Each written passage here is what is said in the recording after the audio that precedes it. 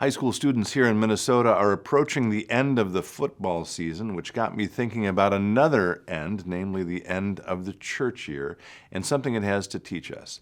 Stay tuned.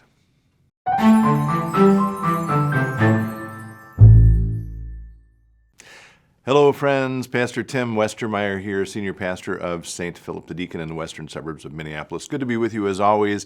We are taping this in sort of the early part of November, which means just a week ago, my youngest son, my wife Amy and my youngest son, his name is Andrew, finished his high school football career.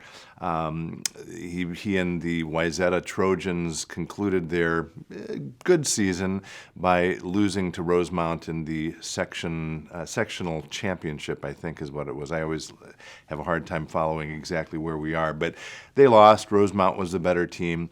And what that means is that that's very likely or very possibly the conclusion of Andrew's football career. He may play at the next level. That'll sort of depend where he ends up going to college, but he may not. As you likely know, football is not the kind of sport that you can continue to play into your 30s and 40s. I guess Pache Tom Brady, who is doing that.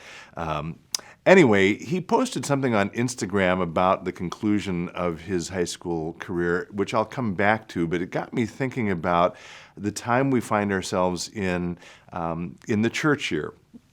Now, I'm not naive. I don't think most people in 2022, even Christians maybe, go around sort of gauging the way they think of time by the church year. But I've talked about this before, and I actually think the church year is a really helpful way for us to think about moving through space and time. And we're actually coming up now to this coming weekend will be the second to last or the penultimate weekend of the church year. And then the following weekend will be the concluding weekend of the church year before we begin the new church year with the first Sunday of Advent. And so in this upcoming weekend, the sort of readings are about end times, the conclusion of all things, wrapping things up. And one way we can approach that, and indeed some of the readings for the weekend do use this approach, is by sort of creating a sense of urgency. Get to work.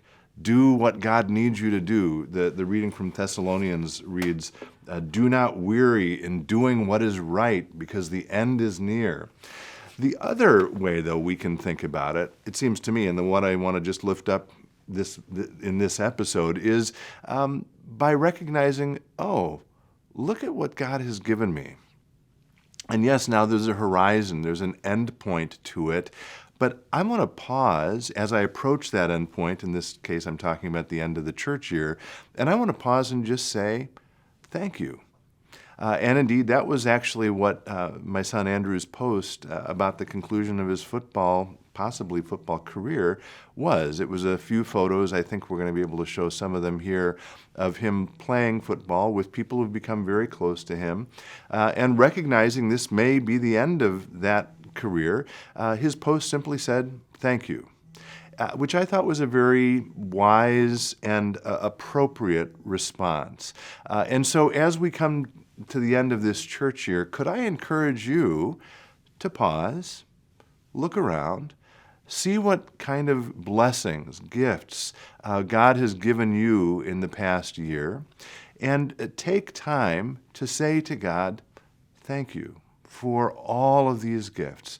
I'm so grateful for them. And as we're doing that, may I say, I give thanks to all of you who watch these episodes, who connect with me, who say thank you to me for the work and energy of creating them. I'm grateful to this community. I mentioned that last week. And I look forward to continuing to build it in the coming year. So that's it for today. As always, be well, stay in touch, and God bless.